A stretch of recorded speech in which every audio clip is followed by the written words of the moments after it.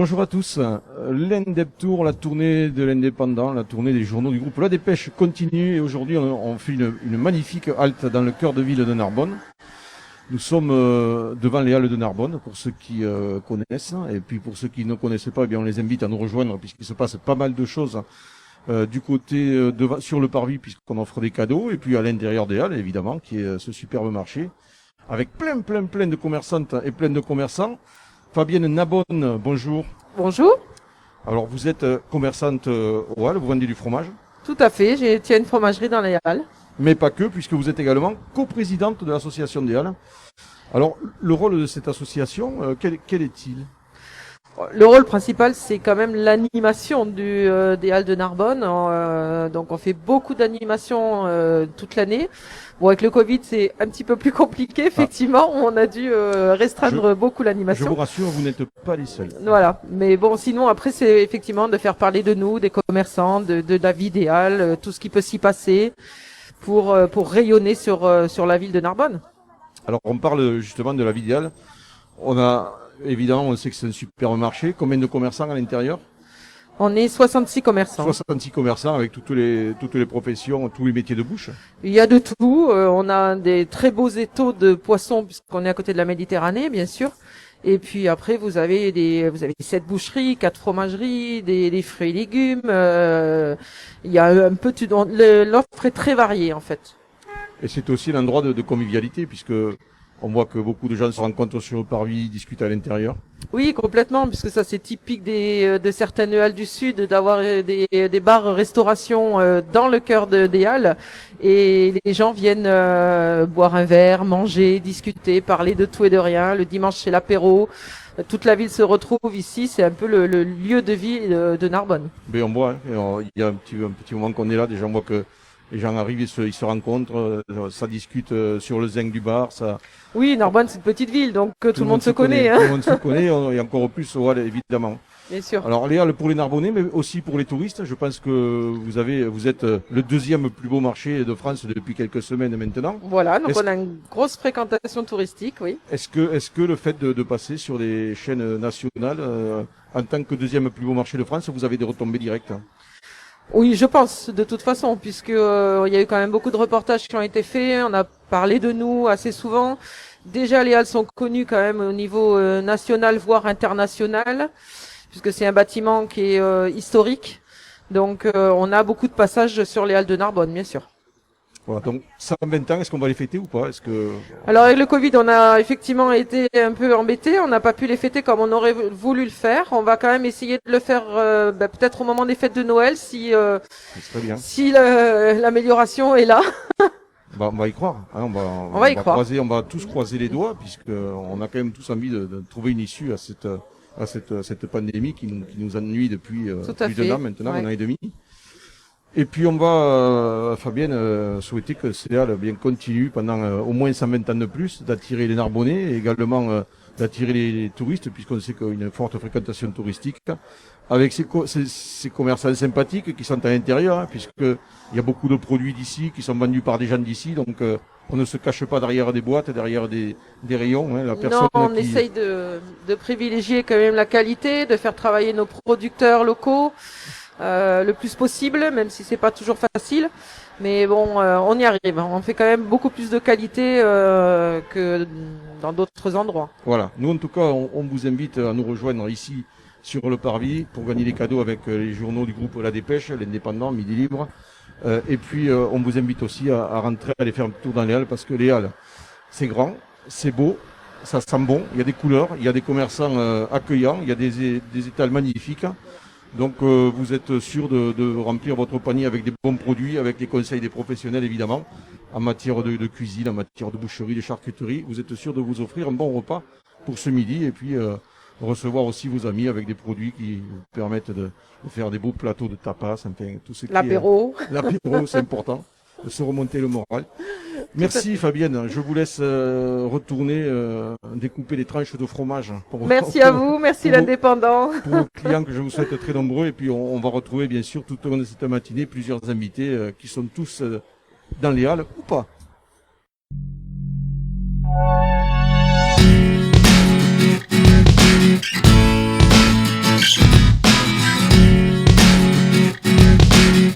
Eh bien, nous sommes toujours devant les Halles, sans aucune surprise. Allez, je vais le dire, à cette belle matinée, parce que ce matin, ça commençait pas très bien. On a pris la pluie au montage, on a pris un peu de vent, on a remis les pulls, donc on a eu un peu peur, mais là, ça y est, à Narbonne, le ciel est bleu, il fait presque chaud bientôt, et ça me permet d'accueillir Ingrid Go dans des conditions idéales devant les Halles de Narbonne. Ingrid, bonjour. Bonjour. Ingrid, je dois vous appeler Morissette, peut-être? Oui, oui, depuis un mois, effectivement, maintenant, on m'appelle Morissette. Alors, c'est pas une opération chirurgicale, c'est juste le nom Non. de... Oui, effectivement, non, c'est... À la base, en fait, je suis donc du stand Maurice Le Gascon avec Oui. mon mari depuis Oui. 2004. Et depuis un mois, on a la joie d'avoir pu ouvrir le deuxième stand qui s'appelle Morissette. Voilà. Donc, Maurice Maurice et Morissette de l'autre côté. Voilà, exactement. Et vous êtes traiteur? Oui. Alors, parlez-moi un petit peu de... C'est dommage, on n'a pas les odeurs, parce que dans les halles, ça sent très bon. Hein, quand Oui. on rentre, on est de suite Oui, c'est vrai. attiré par les odeurs de plein de choses sympathiques. Il y a les odeurs, il y a les couleurs. Parlez-moi un petit peu de votre stand. On le voit pas, mais qu'est-ce qu'on trouve chez vous? Alors, dans le premier stand, donc, on trouve essentiellement des plats cuisinés, tomates farcies, gratin dauphinois, gratin au cèpe, caille, etc. Tout fait maison. Tout fait maison, tout est fait par mon mari à Narbonne. Il n'y a aucun souci, tout est vraiment fait maison. Et dans mon stand, puisque je dis mon stand maintenant, on peut trouver donc tout est fait maison aussi, mais essentiellement des tiels. Oui. Alors différents formats, un tiel individuel, tiel On peut rappeler familial. tiel parce que c'est une spécialité Alors tiel, locale. c'est une spécialité de 7. Le 7, oui, à côté. Voilà, mais on s'est aperçu qu'en fait on n'en trouvait pas d'effets maison ici. Voilà. Donc on s'est lancé le défi de les faire, et c'est quand même un défi parce que c'est très très long à faire. Et on fait essentiellement donc des feuilletés,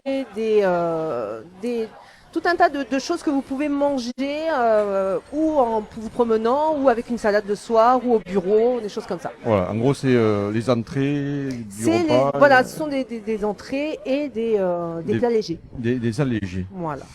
Vous êtes installé depuis 2004. Comment vous êtes arrivé au Hall? Votre parcours, c'est quoi? Vous avez vu de la lumière, vous êtes rentré? Ouais. Non, en fait, mes beaux-parents qui venaient en vacances à Narbonne-Plage depuis des années, Ouais. venaient au Hall en tant que clients, et ils ont eu l'occasion pour leur fils, donc pour mon mari, de voir un stand qui se libérait, et c'est comme ça que l'histoire voilà. est arrivée, quoi. Et depuis, c'est une belle histoire. Et qui une dure. histoire d'amour, ouais, on n'a pas quitté. Quand mon mari m'a demandé, puisque moi je travaillais sur Toulouse, il m'a demandé de tout quitter pour déménager sur Narbonne. De suite. Ah oui, j'ai pas réfléchi. Oui, Voilà. oui. Moi j'adore Narbonne, c'est magnifique. bien. Voilà. Et ensuite, donc, l'ouverture d'un deuxième étal. Oui, c'est une belle aventure. Comme notre nièce Camille nous a rejoint dans l'équipe, puisqu'on travaille en famille, on a pu ouvrir ce deuxième stand. Voilà. Et voilà, ça c'est l'aventure pour moi. Ben, écoutez, Voilà. en tout cas, ça vous va bien cette aventure. Voilà, je Merci, trouve, hein. c'est gentil. Ingrid, avant de vous laisser retourner derrière votre étal, une suggestion tiens, pour ce repas de midi, puisque vous êtes les mains dans la marmite. Hein. Eh ben, bien évidemment, sans hésiter, des tiels. Les tiels. Les voilà. tiels fait maison, voilà. Donc, Moi, j'aurais été plus tomate farcie, mais oui. tomate farcie, ben, chacun son style, Voilà, hein, chacun effectivement. son style. Oui, vous pouvez aussi tomate farcie, c'est pas mal, c'est pas mal. Merci de nous avoir accordé ces quelques minutes, Ingrid. Avec grand plaisir. Merci à vous de m'avoir invité. Retourner dans ces superbes halles de Narbonne. Oui, j'y vais. 120 ans, je le rappelle. Hein, Oui. qui, Ouais. on leur souhaite bien sûr encore une longue vie et puis beaucoup de visiteurs narbonnais, beaucoup de touristes. Ouais. Et puis voilà, puis nous on va continuer ici devant ces halles de Narbonne à vous accueillir sous le dôme de l'Indépendant, à vous offrir des cadeaux avec notre équipe d'animation de l'été. L'Indépendant, eh bien, c'est un journal de proximité. Tout cet été, eh bien, on sera proche de vous, un petit peu partout sur les places, sur les villages, dans les événements. Et on se retrouve dans quelques instants avec notre prochain invité.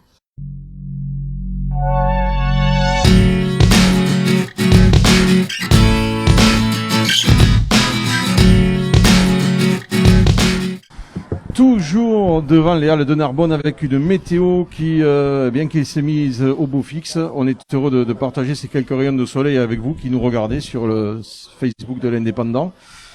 Nous sommes toujours au cœur de la ville, tout près des halles, cet endroit stratégique, cet endroit qui sent bon, cet endroit plein de couleurs, cet endroit qui est plein de vie.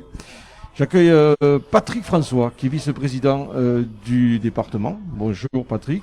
Bonjour Jean-Pierre. Patrick s'occupe plus spécialement du sport, de la culture, des associations au niveau départemental. Tout à fait. Et on va parler justement du sport, puisque le sport prend une place importante dans le département. Et quelle est donc cette place stratégique que prend le sport dans l'Aude? Et disons que sur notre territoire, c'était incontournable. Nous avons d'abord des structures naturelles qui sont magnifiques. Et ces structures, c'est que nous pouvons faire des randonnées, des escalades, spéléologie, voile, etc., windsurf. Nous pouvons faire de la parapente, etc. Donc nous pouvons faire tous ces sports de pleine nature. C'est quelque chose qui nous tient tout à fait à cœur. Au niveau du sport, nous sommes à fond pour les futurs. Nous avons eu le label, nous sommes très fiers d'avoir eu le label en décembre 2020, Terre de Jeux Paris 2024. Et nous sommes très fiers davantage dans le quotidien des Audoises et des Audois qui feront que l'activité physique sera aussi bien pour les jeunes au niveau des seniors. Paris 2024, voilà une date qu'il va falloir marquer dans nos agendas puisque c'est un très prochain rendez-vous sportif, c'est quasiment demain, c'est Jeux Olympiques. Vous pouvez nous expliquer en quoi le département est inscrit dans Terre de Jeux Paris 2024? Disons que nous allons organiser pour Paris 2024 différentes opérations. Les opérations qui seront la journée internationale du sport féminin, par exemple. Nous aurons aussi la semaine olympique et paralympique. Nous allons aussi faire la journée mondiale de l'olympisme et la fête du sport scolaire, quelque chose qui nous tient à cœur dans le département, que nous faisons régulièrement. Et c'est pas tout. Il y a pas mal d'initiatives que nous faisons régulièrement. C'est Victoire Audoise du sport féminin que nous organisons avec vous en partenariat avec l'Indépendant. Le Tour de l'Aude en marche nordique que nous sommes en train de monter. Les seniors en forme olympique parce que nous pensons aux jeunes, mais aussi il faut penser à nos seniors, etc. Les trophées des sports pour les sportifs aussi. Il faut pas oublier nos bénévoles. La liste est encore longue, mais on peut en parler un autre jour. Alors en ce moment, tout le monde le sait, on est en plein JO à Tokyo. Est-ce qu'il y a les couleurs de l'Aude qui sont représentées, Patrick? Tout à fait, tout à fait. Nous avons deux Audois, nous en sommes fiers. C'est d'abord nos ambassadeurs depuis plus de 5 ans. C'est Valentin Bello, en pentathlon moderne, et Victor Koreski en VTT, que tout le monde connaît. Et tous les deux, nous les accompagnons depuis plus de 5 ans. Superbe, donc deux Audois qui sont là-bas à Tokyo et qui se battent. On va souhaiter bien sûr qu'ils ramènent quelques médailles supplémentaires. On va revenir un petit peu sur cette saison d'été et bon, on arrive fin juillet, on va peut-être parler du mois d'août. Qu'est-ce qui va se passer au mois d'août? Comment le département va être présent sur le littoral peut-être ou sur l'arrière-pays au mois d'août? Ben vous avez raison, donc on a encore un mois dans notre beau territoire. Nous avons ce week-end le Rugby Beach de Gruissan, 31 juillet au 1er août. Nous y Très serons important, également. oui. Il y aura beaucoup de jeunes. Ça va être un week-end magnifique. Qui chaque année, c'est une belle réussite. Nous avons le triathlon Fleury, qui est organisé par le Grand Narbonne, triathlon qui sera le 21 août. Nous avons la Ronde des Sapins à Espezel. Comme vous voyez, nous sommes sur tout le territoire. L'arrière-pays, Espezel. Voilà. Après, on revient sur du volley sur Gruissan le 15 août, le Challenge Beach volley. Nous avons aussi le championnat de France extrême glisse à Port-le-Cat du 21 au 27 août. C'est une grosse manifestation. Et nous avons pas mal de manifestations sur tout le département. La liste est longue, mais vous pouvez venir sur aude.fr et vous verrez toutes les manifestations que nous faisons sur le département. Aude.fr. Tout le mois d'août. Et ensuite, côté rentrée, quelques projets aussi, peut-être quelques projets sportifs? Au niveau des projets pour la rentrée, d'abord il faut savoir que il faut pas oublier qu'on a la Covid depuis plus d'un an et demi. Ah oui, ça on Donc l'oublie pas. à cause de cette Covid, Ça, il on faut l'oublie pas. rester, il faut quand même on reste positif. Nous avons j'ai reçu plus ou moins tous les comités actuellement. Et il y a une baisse entre 30 et 40% des licenciés. Donc, il faudra qu'on fasse un accompagnement encore plus important à cette rentrée. On le répète jamais assez. Si on a du sport, ce qui est derrière, il y a des bénévoles. Et ça, c'est très très important. Les bénévoles, on ne pourra jamais avoir du sport si on n'a pas nos bénévoles.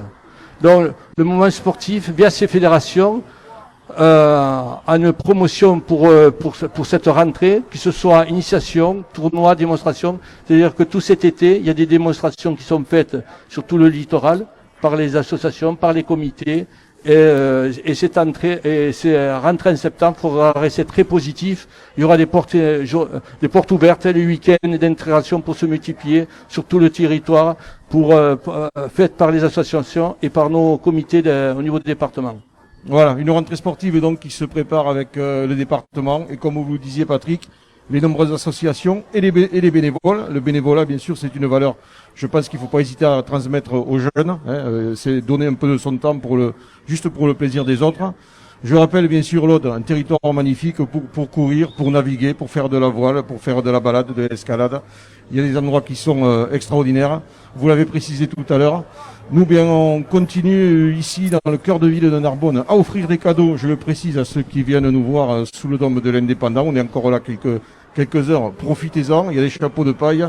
Il y a des cadeaux aux couleurs de nos partenaires. Il y a des cadeaux aux couleurs du département également qui nous suit sur la tournée. Si vous nous entendez bien, on vous souhaite de venir nous voir, un bon séjour à Narbonne. Profitez bien de toutes les activités diverses et variées, la plage, la montagne, l'arrière-pays, ce terroir magnifique qui vous accueille. Nous, on est là, on est encore là. Profitez-en. On vous souhaite une belle journée et puis on vous dit peut-être à tout à l'heure. Merci à l'Indépendant et merci à vous, Jean-Pierre.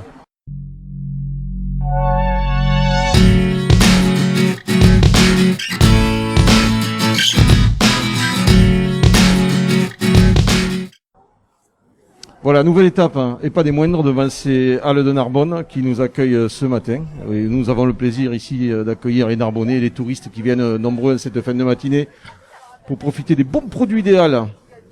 Alors j'ai deux spécimens à côté. Je ne sais pas par quel coin je vais attaquer parce que c'est assez énorme. À ma droite, Gilles Belzon, dit Bébel. Bonjour. Qui a un superbe étal et un petit restaurant à côté. Et de l'autre côté, c'est Florent, que vous connaissez moins, mais Florent qui est à Ferrals, qui vient de customiser la cave coopérative à lui tout seul. Vous me dites, Florent, si. C'est ça, exactement, ouais. Voilà. Et cet endroit, donc, c'est Spicaterie. Spicaterie Street Art Universe. Donc, c'est un lieu dédié à l'art. 3000 sculptures, 200 graffitis, sur 14 000 m². Dans une cave coopérative. Exactement. Bébel. Oui. J'ai une question qui me brûle les lèvres depuis un moment et je suis content que vous soyez là pour vous la poser. Est-ce que il vous est déjà arrivé de louper une entrecôte quand on vous l'envoie depuis la boucherie ou pas? Oui, ça m'est déjà arrivé, donc je dis oui, mais je le dis très vite parce qu'il faut pas que ça arrive, parce que ça reste de la nourriture et on te la prend au plus jeune âge qu'il faut pas jouer avec la nourriture. Donc oui, ça m'arrive et ça me fait râler, mais de l'autre côté, ça prouve qu'on est des êtres humains, parce que sinon je tomberais rien, je serais un robot ou une machine. Donc c'est ce qui me fait dire que je suis un homme comme tout le monde et de temps en temps l'erreur peut arriver. Voilà, donc oui, ça arrive, on vous le dit, quelques fois, mais très rarement. Gilles, mais rarement. Il n'y a pas que les entrecôtes, il y a des magrets aussi donc qui arrivent d'autre côté. Il y a du canard, il y a du cheval, il y a du bœuf, il y a un petit peu de tout. Ça vole de tous les côtés, voilà, sur les Halles de Narbonne. Oui. Sur ce sympathique étal. Ouais. On salue Didier Clanet qui est également célèbre volailler à la maison Clanet, fondée en 1920 au Halles de Narbonne. Qui est un très très bon quarterback, parce que en fait si j'arrive bien à l'attraper c'est parce qu'il lance très bien. Didier envoie les magrets lui. Didier il envoie du canard. Il envoie du canard. Canard et poulet. De temps en temps, canard et poulet envoyé par Didier Clanet. Vous voyez, c'est tout à fait convivial. On est dans l'esprit des Halles. Voilà. Donc on est content d'être avec vous. Florent, parlez-nous de ce premier contact que vous avez eu avec la cave coopérative de Ferrals. Ça a commencé comment? En fait, je cherchais un bâtiment à acheter pour pouvoir exposer mes œuvres. Et au départ, on a commencé à visiter d'abord le musée de la faune à Gasparé, qui appartient au cellier d'Orphée. Et par la suite, ils m'ont proposé, il y avait 2 autres caves coopératives abandonnées depuis 12 ans, donc celle de Ferrals. Et donc quand je suis rentré dans le bâtiment de la cave coopérative de Ferrals, je me suis dit c'est là qu'il faut faire un truc, quoi. Le bâtiment a une charpente à la style Eiffel, puis les volumes sont monstrueux, donc le bâtiment principal fait 50 mètres par 60 mètres de large sur 2 niveaux. C'est équivalent à un terrain de foot. Je me suis dit là je vais pouvoir envoyer du lourd, quoi. Donc j'ai pu me lâcher et faire des sculptures monumentales. Ah oui, c'est absolument monumental, on confirme. Alors si vous êtes là tous les deux, c'est pas un hasard, hein? Vous connaissiez? Oui. Alors qui parle de qui là? Moi, si tu le souhaites, Flo, Gilles. moi déjà merci à l'Indépendant donc d'être présent parmi nous et de nous mettre en valeur ou sous la lumière. Mais c'est avec beaucoup de joie et d'émotion que je partage ce podium avec Florent, parce que oui, on se connaît depuis l'âge de 10-11 ans. On a démarré à l'école à Victor Hugo ensemble, on s'est connus. Et chez nous, il y avait une forme de côté, entre guillemets, un peu rebelle, originale, mais avec une volonté terrible de pouvoir s'exprimer dans des secteurs totalement différents. Moi, c'était le sport à l'époque. Florent, c'était dans l'art. Tu m'arrêtes si je dis une sottise, mais ouais. on était tellement, j'ai presque envie de dire, à part ou tellement motivés que, je vais le dire très vite, que s'il y a des enfants qui nous écoutent, c'est qu'on n'a pas été très studieux, parce qu'il nous a tardé très rapidement de rentrer dans la vie active et de pouvoir explorer en fait ce qu'on avait au fond de nous. Et puis Florent y est très bien arrivé, et même si on continue notre combat au quotidien, parce que d'y arriver c'est bien beau, mais de le maintenir c'est autre chose. Donc Florent dans sa partie y arrive très bien. Moi je pense que je maîtrise assez mon sujet. On n'en est pas encore l'ère des bilans parce qu'on veut encore continuer, mais c'est pour ça qu'aujourd'hui j'ai beaucoup d'émotions en ce qui me concerne de partager un podium avec Florent. Voilà, Florent Gilles me disait que déjà quand vous étiez tout petit, vous dessiniez. Je dessinais pratiquement à tous les cours. Ouais.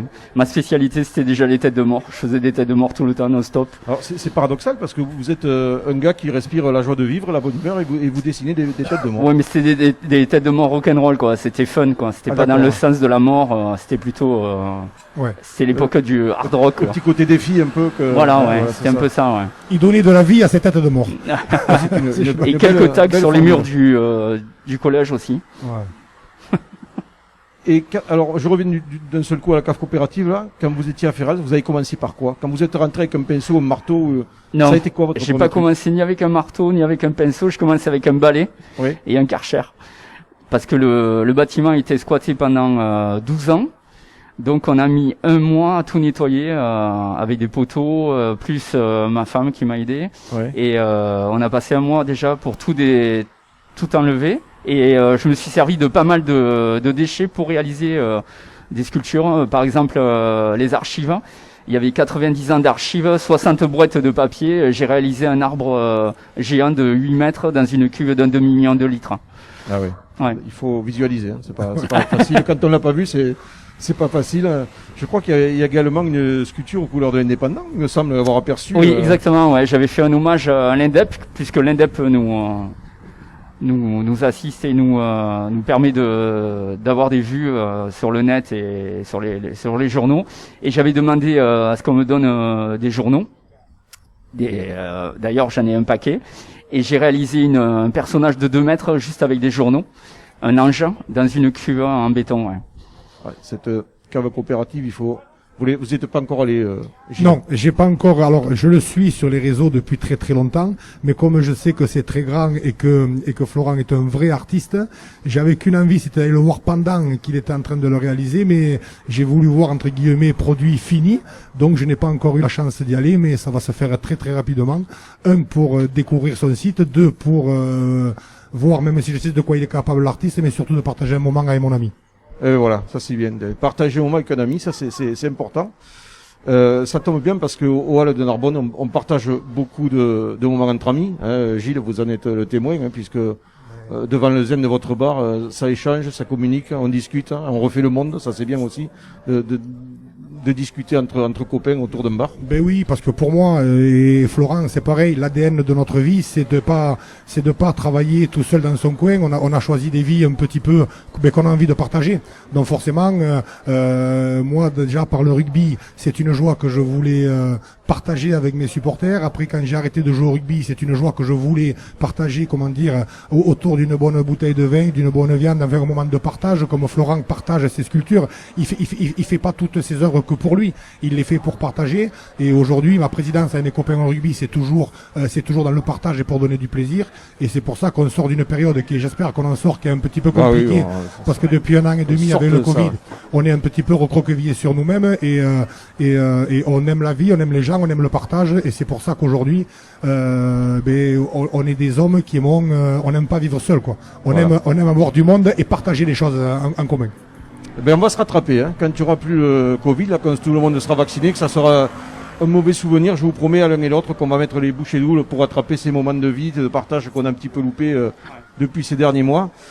Gilles et Florent, vous êtes tous les deux en fait des humanistes, essentiellement tournés vers les autres, pour tout, pour l'art, pour la convivialité. Nous on a été ravis ici de vous retrouver sous ce dôme de l'Indépendant qui lui aussi est près des gens. On a voulu une tournée proche de nos lecteurs, proche des touristes. Je crois qu'on a pas mal réussi cette mission. Merci à l'un et à l'autre. Et puis, on se retrouvera très certainement devant le Halles de Narbonne ou à un autre endroit. Et moi, je terminerai pour ma part en disant merci à l'Indépendant qui est, qui est la presse locale historique. Et c'est grâce justement à votre presse qu'on arrive à communiquer, qu'il y a une union entre les Narbonnais et toute l'agglomération. Et puis nous qui faisons des choses parce que vous êtes un vecteur de communication qui est énorme. Donc merci beaucoup à l'Indépendant. Voilà. Pareil, moi aussi merci. Je vous remercie de partager toutes les expériences qu'on a eues au musée et de faire la promotion du musée. Voilà. Et on fait vivre le territoire et j'espère qu'on le fait bien. Merci. On va se retrouver peut-être dans quelques instants avec un nouvel invité toujours devant les Halles de Narbonne.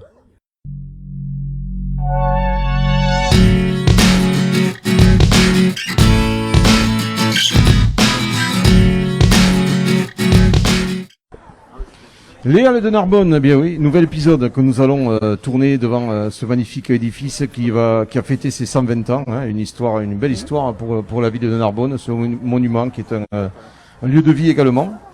Et Françoise Ganguien, vous êtes l'un des témoins de cette histoire des Halles puisque vous êtes la plus ancienne commerçante.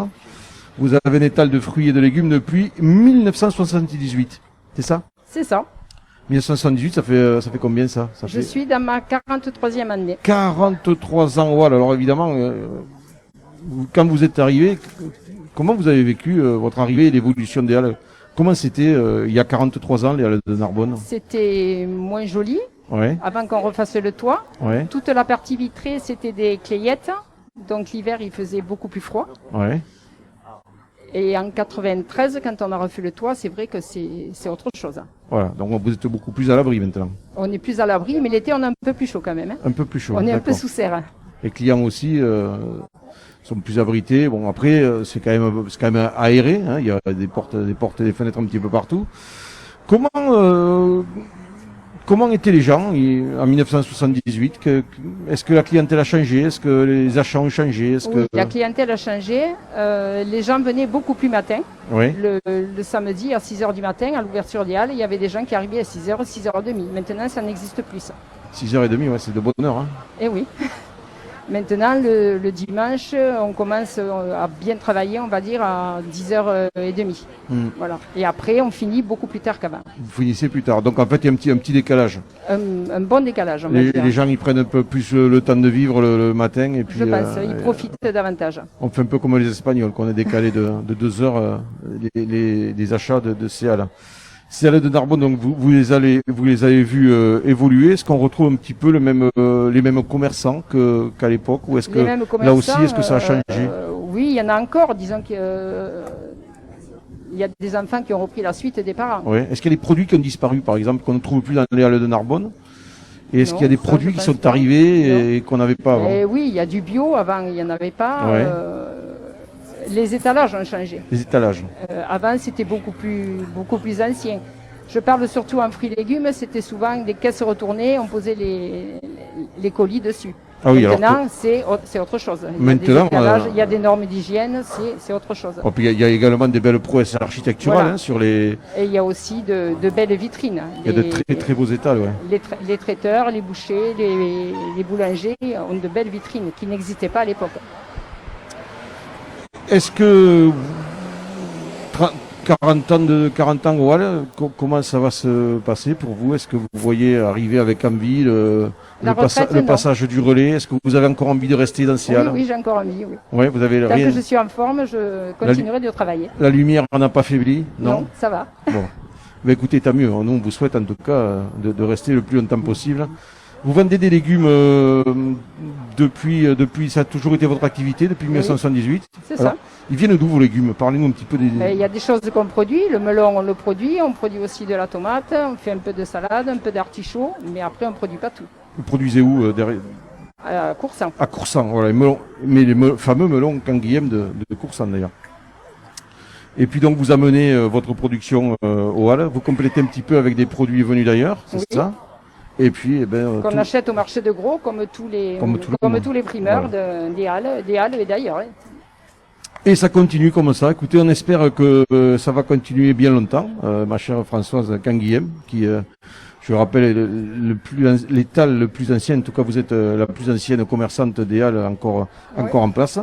On vous souhaite encore de belles années, de longues années ici au milieu de ces superbes Halles, à rencontrer tous les matins vos clients habituels, puis aussi nos touristes de passage qu'on salue bien sûr et qu'on invite à venir nous découvrir ici.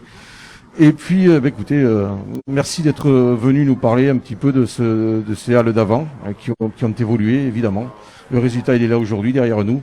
Je vous laisse retourner au milieu de vos fruits et de vos légumes qui sentent bon.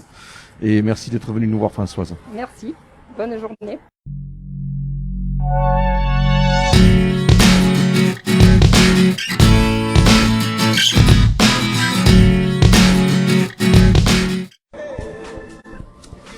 Rebonjour à tous pour ceux qui nous rejoignent en direct sur le Facebook de l'Indépendant. C'est notre toute dernière ligne droite ici aux Halles de Narbonne qu'on va bientôt quitter pour mieux revenir au mois d'août.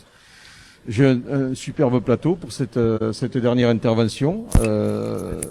Au fond du plateau à gauche, Claude Le Bessou, qui est conseiller municipal, délégué à l'attractivité du commerce de Narbonne. Sylvie Cousin, qui est maire adjointe, qui s'occupe également de l'attractivité des Halles et des marchés de plein vent. Vous me dites si je me trompe. Parce que... vous vous trompez. Et de l'autre côté, Mireille Franck, qui est à la direction du patrimoine de la ville. Bonjour Mireille. Bonjour. On va commencer par vous, puisque vous avez en charge l'histoire de la ville, l'aspect monument, l'aspect caillou, on va dire. Derrière moi, les Halles de Narbonne, vous pouvez nous en dire un mot? Alors un mot, je sais que ça va être compliqué, mais plusieurs mots. En quelques mots, les Halles de Narbonne ont fait l'objet d'un projet à partir de 1871. Donc elles ont 120 ans cette année, mais le projet a émergé bien avant. Face à un constat, celui de l'époque, beaucoup de marchés couverts se réalisent en France et à Narbonne, il y avait un marché de plein vent. Il n'y avait aucun marché couvert et il se trouvait sur la place de la mairie actuellement. L'actuelle place de la mairie que l'on appelait la place aux herbes puisqu'il y avait le marché. On avait besoin d'un lieu couvert pour abriter les marchands et la municipalité évoque ce projet à partir de 1871, mais ce n'est que plus de 20 ans après, sous la municipalité Féroul, en 1894, donc là on avance un petit peu vers le XXe siècle, que le projet voit le jour et que la municipalité décide d'entamer les démarches pour réaliser ce fameux marché couvert. Il y avait 3 emplacements probables, l'un dans l'église de la Mourguier, l'autre dans l'ancien séminaire rue Jean Jaurès et l'autre à proximité de la promenade des Barques, là où nous nous trouvons. C'est 4 ans après seulement, on arrive en 1898, que les Halles voient le jour officiellement, puisque c'est la date de signature du contrat entre la municipalité et l'architecte Léopold Carlier, à qui on doit notamment les Halles de Béziers, mais aussi le collège Victor Hugo de Narbonne, par exemple. Eh bien, cet architecte signe le contrat aux côtés d'André Gabel, qui lui est un entrepreneur marseillais. L'entrepreneur s'engage à ce moment-là à livrer les Halles avant le XXe siècle, c'était le tournant historique, et il fallait qu'il le livre en 12 mois. Cela ne sera pas le cas parce qu'il y aura quelques travaux supplémentaires, notamment dus à l'entrepreneur lui-même qui va décider de réaliser 2 autres portes monumentales, justement celle devant laquelle nous sommes, avec les effigies de la ville. Donc ça, il faudra venir voir les effigies et ces portes monumentales. Et les Halles seront finalement inaugurées en 1901. Il faut savoir qu'à l'époque, il y avait beaucoup plus de marchands. On s'entassait un petit peu pour être à l'abri de la pluie et du vent. Il y avait 341 étals. Aujourd'hui, ce n'est plus le cas. Et les marchands sont sédentaires et ne sont plus ambulants. Alors, au niveau du bâtiment, pour vous faire une rapide description, c'est un grand quadrilatère avec 4 entrées monumentales. Et elle est entièrement... la halle de Narbonne est entièrement réalisée en architecture à rivets métalliques, donc c'est cette fameuse architecture novatrice du 19e siècle qui permet d'élever des bâtiments à moindre frais. Elle est surmontée pour permettre l'aération d'un lanterneau. Donc, quand on est sous les halles, que l'on se promène, on n'a qu'à lever les yeux. Il y a une certaine élégance avec ces piliers en fonte très fins et cette architecture métallique qui est surélevée de ce lanterneau. Cela apporte de la lumière, cela apporte du courant d'air et de la fraîcheur. C'est un bâtiment caractéristique du début de la fin du 19e siècle et début 20e, ce que l'on appelle également l'Art Nouveau. Et on le voit avec ce mélange de pierres, de briques, qui est typique aux ateliers narbonnais, mais aussi de céramique, de la céramique colorée, qui orne, à la façon de l'Art Nouveau, les 4 façades. Je vous invite maintenant à venir découvrir les halles. Grâce à vous, Mireille, on a déjà bien visité, ça donne envie. Alors depuis ce matin, on parlait des fruits, des légumes, du poisson, de la viande. Et là, Mireille, vous nous avez présenté un aspect qui est tout à fait intéressant, puisque c'était l'architecture, l'histoire également, une histoire qui commence il y a plus de 120 ans. Avec plaisir. Merci. Nous proposons toute l'année des visites commentées. La ville est ville d'art et d'histoire et nos guides sont à même de parler de ces halles. Voilà. Il n'y a pas une petite dégustation à la fin des visites, non? Parfois, ça dépend. Écoutez, on essaiera de venir un jour d'une visite qui se termine par une dégustation. Sylvie, cousin, vous êtes adjointe au maire, ça on l'a dit. Alors vous allez nous parler des halles d'aujourd'hui. Oui, donc bonjour tout le monde.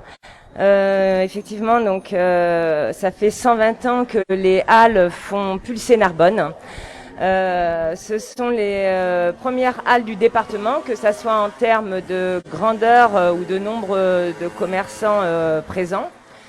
Ces halles sont ouvertes 365 jours de l'année, avec un service minimum les lundis. C'est le cœur battant de la ville, les halles. C'est 66 commerçants qui proposent un grand choix de qualité dans la plus grande surface de produits frais de la ville. C'est également un lieu d'animation. Nous avons la chance que les halles soient animées par un monsieur qui s'appelle Stéphane Romain, qui est salarié donc de l'association Les Halles. Qu'on salue, qui est en vacances, Stéphane. Et, voilà, qu'on salue. Et qui effectivement tout au long de l'année organise des animations à thème. C'est important d'avoir un site et de bien le faire vivre. C'est important parce que c'est le point d'entrée à Narbonne, les halles. Donc c'est un point d'entrée pour les touristes déjà. Tous les villages d'à côté, les villes d'à côté se rendent aux halles. Il y a une ambiance, il y a une vie, c'est un lieu de vie, c'est un lieu de partage. C'est des traditions qui perdurent depuis des années. Beaucoup de familles de commerçants s'y ont installés il y a quelques années et continuent donc de transmettre leur savoir-faire à leurs enfants, petits-enfants. Et aujourd'hui, c'est vrai que 66 commerçants sur les halles, donc pas que des commerçants de producteurs de légumes ou de viande et tout ça, il y a également des restaurateurs. Oui, c'est devenu, encore plus un lieu de vie avec ces fameux comptoirs en zinc qui vous permettent de manger à toute heure de la matinée, des belles entrecôtes avec quelques frites, même parfois à 10h du matin, c'est très agréable. Exactement. Donc elles sont ouvertes de 8h jusqu'à 14h tous les jours. On va parler avec Claude peut-être on reviendra s'il faut, Sylvie, on va reparler de l'interactivité des halles avec le reste de la ville, puisque Claude Lebessou, vous êtes donc délégué, conseiller municipal délégué à l'attractivité commerciale de la ville. Est-ce que on peut dire qu'il y a une interactivité entre les halles et le reste du centre-ville? Sûrement qu'on peut le dire, puisque c'est un lieu magique. Là, ça a été tellement bien décrit par nos amis. D'ailleurs, Mireille pourrait en parler pendant 3 jours, je crois. Et on s'en lasserait pas. C'est vrai, mais on n'aura pas le temps. Voilà.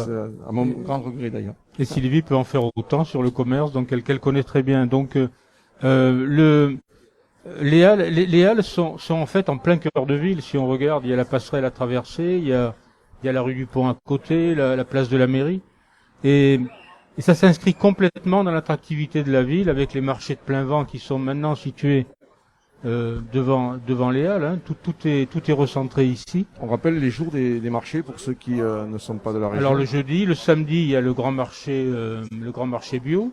Non, le grand marché.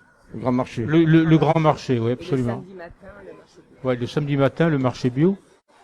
et qui prend d'ailleurs un très gros volume au niveau des exposants et des habitudes que prennent les Narbonnais, même les touristes, à venir sur les marchés. Donc les gens viennent beaucoup aux Halles, hein, c'est une tradition en fait, hein, depuis des années, et le cœur de ville en profite, mais les Halles profitent aussi du cœur de ville s'il est attractif. Donc c'est une synergie qui se développe tous ensemble.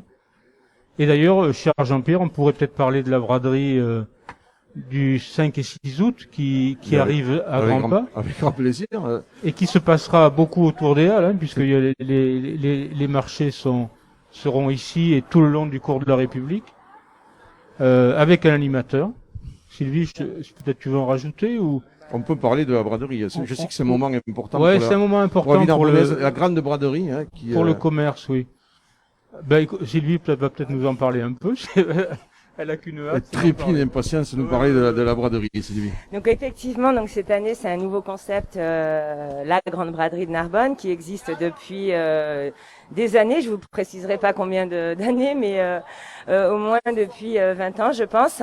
Cette année, donc avec Claude, on a organisé une nouvelle braderie en mettant en place des animations dans tous les quartiers de la ville. Donc notamment la braderie traditionnelle qui se passera autour des Halles là, sur les barques, mais également on a fait venir donc un caricaturiste, des peintres qui vont être positionnés sur la place des Quatre Fontaines et la place Hippolyte Faure.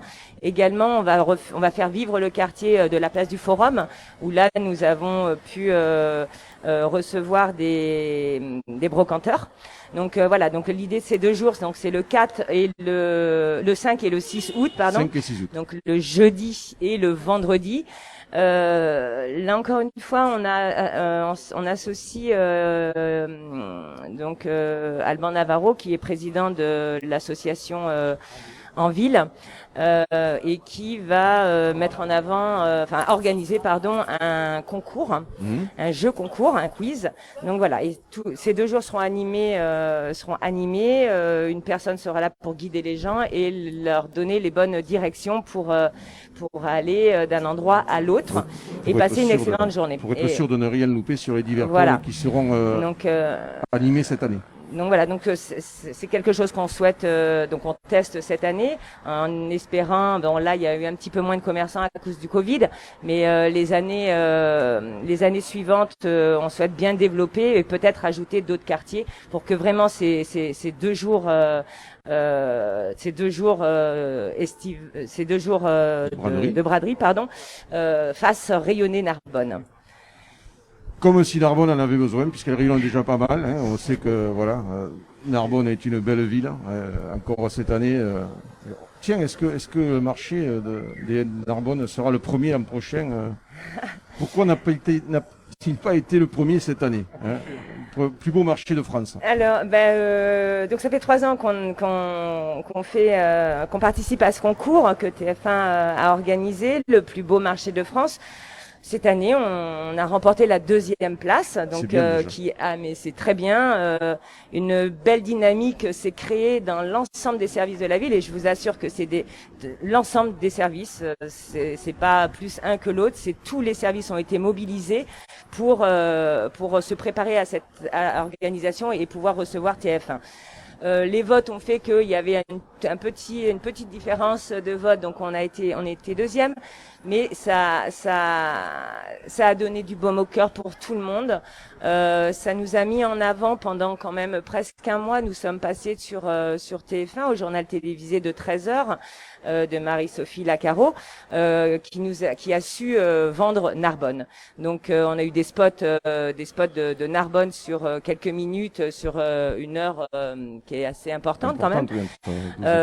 Donc voilà, il faut savoir aussi que sur avril-mai, nous avons reçu d'autres chaînes télévisées qui ont fait des reportages, donc toujours autour des Halles. Donc vraiment les Halles, c'est le point d'entrée. C'est le point d'entrée de Narbonne. Et justement, si on associe les Halles, les commerces du centre-ville et sans oublier notre station balnéaire, la ville de Narbonne permet d'offrir un panel de services de proximité. Et voilà, avec Claude, on a en charge de rendre cette ville toujours plus attractive, et on va continuer notre travail. Ce qu'il faut retenir, c'est que à Narbonne, on additionne les bonnes initiatives, on ne les soustrait pas. Et on continuera. Voilà, belle devise, hein, on additionne les bonnes initiatives. Vous avez une belle mission, celle de faire vivre le commerce, les commerçants, attirons les gens, attirons les touristes, conservons les Narbonnais dans ce site magnifique. Mireille qui nous rappelle encore cette belle histoire des Halles qu'on peut découvrir en direct avec des visites guidées. Donc, quand vous êtes dans les Halles, il suffit de lever la tête pour avoir bien l'ampleur de ce bâtiment exceptionnel. Nous, on va clôturer ce petit passage à Narbonne. On reviendra, hein, on vous le dit, on reviendra au mois d'août avec beaucoup de plaisir pour faire gagner également, bien sûr, des cadeaux, puisque l'indépendant, l'été, eh bien, c'est aussi des cadeaux. C'est des moments de proximité avec nos lecteurs, des moments de proximité avec les Narbonnaises et les Narbonnais qu'on est heureux de partager. On vous souhaite à vous toutes et à vous tous une belle fin de saison, hein, beaucoup de succès. Et puis nous, on se retrouvera très prochainement, encore une nouvelle fois à Narbonne. Au revoir à toutes et à tous. Merci. Au revoir.